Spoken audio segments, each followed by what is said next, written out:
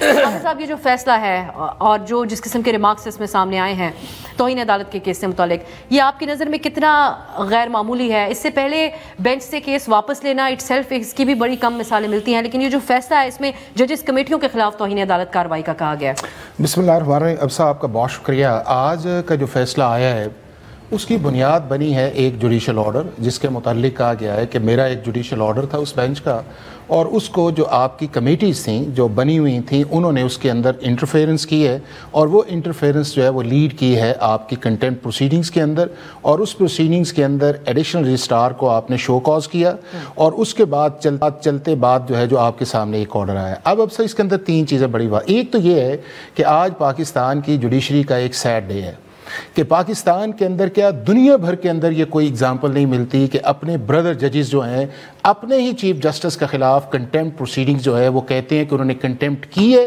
اور اس کے بعد اس کو بھجواتے ہیں، اور ایک نے نہیں کی، آپ کے چیف جسٹس نے کی ہے، آپ کے اس کے بعد جو کانسٹیٹیوشنل بینچ کے ہیڈ ہیں انہوں نے کی ہے، اس کے بعد جو دو اور ججز ہیں انہوں نے، یعنی کہ 4 ججز جو ہیں آپ نے ان کو کٹہرے میں لا کھڑا کیا ہے، اور اس کٹہرے میں لانے کے اندر جو آپ کا سارا پروسیس تھا، آپ نے جو اپنی پروسیڈنگ کو انیشیٹ کیا وہ آرٹیکل 191A کے نیچے آپ نے جا کے کیا، جب آپ کو پہلے ہی دن کہہ دیا گیا تھا کہ آپ کا یہ جورسڈکشن ڈومین نہیں ہے۔ اب سر امپورٹنٹ یہ ہے، لیکن کیا صرف ملبہ رجسٹرار تک رہنا چاہیے تھا؟ کیا یہ انہی کے اختیار میں تھا؟ نہیں، یہ دیکھیں بات یہ ہے کہ ہمارا سب سے جو امپورٹنٹ ہے کہ ہماری جوڈیشری جو ہے اسے 26ویں آئینی ترمیم کے جو پوسٹ سچویشن ہے اس کے اندر آ جانا چاہیے۔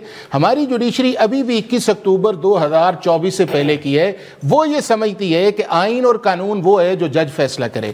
اب یہ دنیا بھر کے اندر یہ ہے کہ جج فیصلہ نہیں کرتا، جج فیصلہ یہ کرتا ہے آئین اور قانون کے نیچے رہ کے۔ اب آپ مانے یا نہ مانے اس 26ویں آئینی ترمیم کو، اس کے پازیٹیو ایریا بھی ہیں، نیگیٹیو، لیکن آئین کے اندر یہ لکھا ہوا ہے کہ اگر کوئی بھی اس طرح کا معاملہ آئے گا تو وہ کانسٹیٹیوشنل بینچ کے اندر جائے گا۔ اب وہ جو معاملہ آپ کے پاس چلا گیا، آپ کو وہ پوائنٹ آؤٹ کر دیا گیا، آپ نے کہا نہیں میں، لیکن سماج شروع ہو گئی، اگر پہلی غلط ہوا نا، وہ غلط ہوا۔ جو بات یہ ہے کہ اگر ایک جورسڈکشن ہو جس کے اندر لا کی انٹرپریٹیشن ریکوائرڈ ہو اور بات ہے، جب آپ کے کانسٹیٹیوشن نے یہ کہہ دیا کہ یہ چیزیں ایک آپ نے کہا کہ کیس ریگولر بینچ کے آگے کیسے لگا؟ نہیں، ریگولر بینچ کے آگے یہ کیس لگا چونکہ آپ ٹرانزیشن دور کے اندر ہیں، آپ کی کمیٹیز کے اندر آپ خود ہی ان کو بھجواتے رہے ہیں، کمیٹی نے آپ کو بھجوایا ہے، آپ کو اطلاع آئی، آپ نے واپس کر دیا، انہوں نے کانسٹیٹیوشن یا لا کے مطابق کیا، اور آپ نے جو ہے الٹا یہ کیا کہ جنہوں نے بلایا ہے انہوں نے جو کانسٹیٹیوشن کے نیچے کام اس پہ مزید بات کرتے ہیں۔ جب آپ کہتے ہیں سیڈ ڈے فار جوڈیشری، تو پھر کون ہے، کس نے یہ راستہ کھولا؟ اس پہ آپ ضرور آگے یہ وہ کانڈکٹ ہے جو 10-12 سال سے آ رہا ہے، آج اس کا آپ کو کلائمیکس۔ چلے میں ریاست صاحب، چیف جسٹس فل کورٹ تشکیل دیں اور ججز کمیٹی کے خلاف توہین عدالت کی کارروائی کریں، اس فیصلے پہ عمل درآمد ہو سکتا ہے؟ کیسے دیکھتے ہیں اس کو؟ دیکھیں انہوں نے کہا کہ یہ جو آرڈر تھا اس کے اندر انہوں نے کہا کہ یہ اس طرح ڈزنٹ لک نائس، انہوں نے یہ کہا کہ بنتا ہے، لیکن انہوں نے یہ نہیں کہا کہ پروسیڈ کیا جائے۔ لیکن سوال یہ پیدا ہوتا ہے کہ یہ جب ریگولر بینچ میں یہ کیس فکس کر دیا تھا تو کورٹ میں ہیئرنگ ہوگی، جب پارٹ ہرڈ میٹر ہو، اب بھی کیا انہوں نے اس کو پریمپٹ کر لیا کہ یہ کہیں فیصلہ دینے کے لیے جا رہے ہیں؟ ابھی تو ممکن ہے، جو جورسڈکشن کا کویسچن تھا وہ تو ممکن ہے جب وہ ججمنٹ پروناؤنس کرتے ممکن ہے کہ وہ کیا اس پہ ہولڈ کرتے، لیکن آپ نے وہ وڈرا کیسے کر لیا؟ چونکہ 191A کے تحت جو پریکٹس اینڈ پروسیجر ایکٹ ہے، جو 2 ہے یا 2A ہے، دونوں کمیٹیوں کے پاس یہ اختیار نہیں ہے، چیف جسٹس آف پاکستان کے پاس یہ اختیار نہیں ہے۔ اگر وہ پارٹ ہرڈ میٹر ہے تو اس کو وڈرا نہیں کر سکتے، اس بینچ کو فلیکچویٹ نہیں کر سکتے، اور کوئی ایسا کیس وڈرا کر کے کسی دوسرے بینچ کو انٹرسٹ نہیں کر سکتے، چونکہ اس کے اوپر کوئی ایسا لا نہیں ہے۔ اب سوال یہ پیدا ہوتا ہے کہ کیا ایک جوڈیشل آرڈر ہے، اس کو بائی ویرچو آف ایڈمنسٹریٹو آرڈر یا ایگزیکٹو آرڈر آپ اس کو سیٹ اسائڈ کر سکتے ہیں، یا اس کے مینڈیٹ کو آپ فرسٹریٹ کر سکتے ہیں، ایسا کوئی لا نہیں ہے۔ اب سوال یہ پیدا ہوتی ہے، حافظ صاحب کہہ رہے ہیں کہ جی 26ویں ترمیم کے بعد کے حالات میں جوڈیشری کو آ جانا چاہیے، بھائی کیوں آئے؟ اس لیے وہ نہیں آ رہی کہ چونکہ article 227، article 8 article 175 sub article 3 اور آرٹیکل اس کے علاوہ جو چیپٹر نمبر 1 ہے کانسٹیٹیوشن، اس کے اندر یہ سارا دیا گیا کہ لیجسلیشن کیسے ہوگی، ٹرائیکاٹمی آف پاور کیا ہے. پھر 175(3) کے تحت آپ نے تو دیکھیں ابسا یہ لکھا گیا تھا ذوالفقار علی بھٹو کے آئین کے اندر کہ آپ نے عدلیہ کو انتظامیہ سے الگ کر دینا ہے پروگریسیولی ود ان دا 14 ایئرس. آپ نے تو ابھی اٹھا کے عدلیہ کو انتظامیہ کی گود میں بٹھا دیا ہے، عدلیہ کے سارے اختیارات ختم کر دے، تو وہ کیسے پوسٹ امینڈمنٹ اس میں سٹیٹس میں آ جائیں. تو ہمارا بھی یہ کنٹینشن ہے، پورے پاکستان کی یہ کنٹینشن ہے کہ یہ عدلیہ اس وقت 26ویں ترمیم کے ذریعے بالکل اس کے پاس کوئی اختیار نہیں، سپریم کورٹ کے پاس کوئی اختیار نہیں. آپ نے 189 کو ختم کر دیا. آپ وہ جو ججمنٹ آپ نے دیکھے، وہ جو 12 جولائی کی ججمنٹ وہ آج تک امپلیمنٹ نہیں ہوئی، یہ سپریم کورٹ ہے. سپریم کورٹ جو 26ویں ترمیم کے حوالے سے آج سماعت ہوئی، اس میں بہت سی باتیں کہی گئی، اس پہ ہم آگے بات کرتے ہیں. ولید اقبال صاحب کو بھی میں اس گفتگو میں شامل کرتی ہوں. ولید صاحب، ایک تو حافظ صاحب کہتے ہیں سیڈ ڈے فار جوڈیشری، کون اس کا ذمہ دار ہے؟ ایک رائے یہ بھی پائی جاتی ہے کہ یہ جو کمیٹیز ہیں وہ ان معاملات کو کس بینچ کے سامنے لگنا ہے آپس میں بیٹھ کر طے کر لیتے ہیں، بجائے اس کے کہ عدلیہ کا جو ادارہ ہے جس کے حوالے میں تقسیم کا ہلکا سا بھی عنصر ہو تو اس کا بڑا ایفیکٹ ہوتا ہے نظام عدل کے حوالے سے، مورال کے حوالے سے، عام آدمی کے بھی. تو یہ بات اس انداز میں نہ ہو رہی ہوتی کہ کنٹیمپٹ کی بات، توہین عدالت کی بات ہو رہی تھی ججز کے خلاف. جی شکریہ بہت بہت. جی ابسا، میں حافظ صاحب سے تو مکمل اختلاف کرتا ہوں اور ریاست صاحب کے ساتھ جزوی طور پہ میرا اتفاق ہے، اور میں آپ کو اپنا جو ہے موقف اور اپنی رائے میں عرض کر دیتا ہوں. Sad day for the judiciary, میں اسے بالکل اگری نہیں کرتا. سیڈ ڈے، سیڈسٹ ڈے میں سمجھتا ہوں بہت سے حوالوں سے پاکستان کے لیے وہ دن تھا جب بظاہر 26ویں ترمیم منظور ہوئی. 26ویں ترمیم ایک آمرانہ اقدام تھا جو کہ میں اتنے افسوس کے ساتھ کہتا ہوں کہ میں کبھی اتنا افسوس مجھے اپنی سیاسی، جو میں نے پاکستان کی تاریخ پڑھی ہے، آئینی تاریخ پڑھی ہے، اور جتنا میں خود، اب مجھے بھی 12-14 سال سیاست میں ہو گئے ہیں، کہ ایک سیاسی کلاس نے بظاہر اس کو سپورٹ کیا، پولیٹیکل کلاس نے، ایک پارلیمنٹ نے بظاہر اس کو جس طرح سے وہ ڈنڈے کے زور سے اپروو کرایا گیا، وہ تو ایک الگ چیز ہے. جب 26ویں ترمیم کے اوپر اگر صحیح غیر جانبدارانہ طریقے سے اس کا جائزہ کبھی کوئی غیر جانبدارانہ اور آزاد عدالت لے تو پتہ لگ جائے گا کہ یہ کیا اس کے پیچھے محرکات تھے. So saddest day for Pakistan was جب یہ 26ویں ترمیم منظور ہوئی. اب یہ جو توہین عدالت کا فیصلہ ہے، میں نے اس کو غور سے پڑھا ہے، اس میں بڑی واضح اور بڑے دلائل کے ساتھ پوری جسے کہتے ہیں نا تحقیق اور دلائل کے ساتھ ایک بات جو ہے واضح کی گئی ہے. وہ کیا ہے کہ عدالت عظمیٰ یا سپریم کورٹ کے 2 نوعیت کے اختیارات ہوتے ہیں، یا ان کے ججز کے 2 نوعیت کے اختیارات ہوتے ہیں. ایک عدالتی اختیارات جس کو جوڈیشل پاور یا جوڈیشل آرڈر کہتے ہیں، اور دوسرا انتظامی اختیارات جس کو ایڈمنسٹریٹو پاور کہتے ہیں.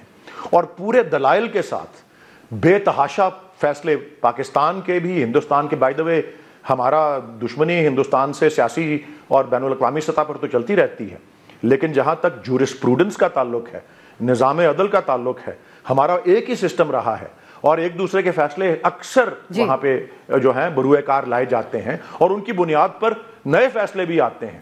تو یہ بالکل واضح ہے کہ عدالتی اختیار کے اندر انتظامی مداخلت جو ہے وہ عدالتی اختیار کی نافرمانی ہے. ٹھیک. اور اگر کمیٹیز، ایک نے کمیٹی نے یا 2 کمیٹیز نے اگر ایک ایسا حکم جاری کیا جو کہ متصادم ہے عدالت عظمیٰ کے ایک عدالتی فیصلے سے، تو نہ صرف وہ کالعدم ہے بلکہ وہ نافرمانی کے مترادف ہے، اور وہ اس کے مرتکب جو ہیں وہ توہین عدالت کے مرتکب ہیں، وہ زید ہو یا بکر ہو.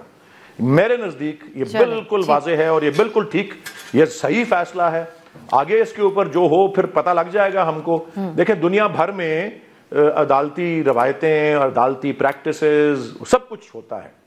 دنیا بھر میں یہ تصور بھی پایا جاتا ہے کہ کس طرح سے عدلیہ کو ہمیشہ، اور یہ بھی بہت بیسیوں سینکڑوں سالوں سے چلتی آئی روایت ہے کہ ہمیشہ کوشش انتظامیہ کی رہی ہے کہ عدلیہ پہ غالب آئے.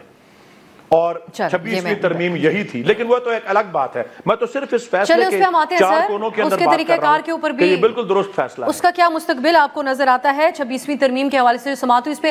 حافظ صاحب، یہی ایک 1 پوائنٹ ایجنڈا ہے کہ انتظامیہ کے کنٹرول میں عدلیہ کو اس کے ماتحت کر دیا گیا، اور ایک اوور آل براڈر جو خیالات پائے جاتے ہیں وہ یہی ہیں کہ حکومت فیصلہ ساز عدلیہ کو اپنے کنٹرول میں رکھنا چاہتے تھے. ایک اور بات ہے، ہمارے جو معزز چیف جسٹس صاحب ہیں، جسٹس آفریدی، انہوں نے کچھ عرصہ پہلے ایک تقریب سے خطاب کرتے ہوئے کہا کہ ایسا نہیں ہے کہ کوئی جج دوسرے کے خلاف ہے. اب آج کے تو جو فیصلہ سامنے آیا یہ تو مزید واضح ہو گیا، اس کو روکنے کے لیے کیا اقدام کرنا چاہیے تھا اور نہیں کیا گیا؟ دیکھیں افسا، یہ ہے کہ جب آپ آئینی ترمیم کو سائیڈ پہ کرتے ہیں تو پھر آپ کا ایک آرگومنٹس بنتا ہے کہ اگر کوئی عدالت جو ہے کوئی آرڈر کرتی ہے تو اس آرڈر کے اندر انٹرفیئر نہیں کی جا سکتی. اس حد تک بات ٹھیک ہے. اب آپ پیس میل کے اندر تو نہیں جا سکتے. جس چیف جسٹس کمیٹی نے وہ آرڈر کیا وہ کانسٹیٹیوشنل آرڈر ہے، انہوں نے کانسٹیٹیوشنل کمانڈ کو فالو کیا ہے. انہوں نے کوئی ایسا کام نہیں کیا کہ جس کے اندر ایک پروسیڈنگ چل رہی تھی اور اس پروسیڈنگ کو انہوں نے کہا نہیں ہم اس کو واپس لیتے ہیں اور کسی اور جگہ بھیج دیں.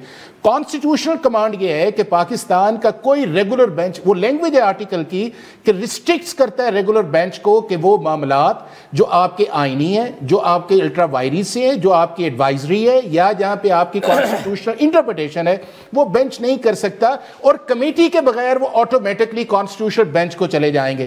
وہ آرٹیکل 191(3) کی بھی یہ لینگویج ہے، آرٹیکل 193(4)(5) کی بھی یہ لینگویج ہے. اب کنفیوژن یہ آ گیا، اب کنفیوژن یہاں پہ یہ آیا چونکہ یہ ہے کہ یہ معاملہ جو ہے یہ 22 اکتوبر سے ہی چل رہا ہے کہ جب آپ کی پارلیمنٹ نے پاس کیا. ابھی تو وہ لوگ ڈھونڈنے چاہیے نا کہ کس نے کانسٹیٹیوشنل بینچ کا وہ آئیڈیا دیا. میں تو پہلے بھی آپ کے پروگرام کے اندر یہ کہتا تھا کہ کانسٹیٹیوشنل کورٹ پہ جانا چاہیے، کانسٹیٹیوشنل بینچ وائبل نہیں ہے.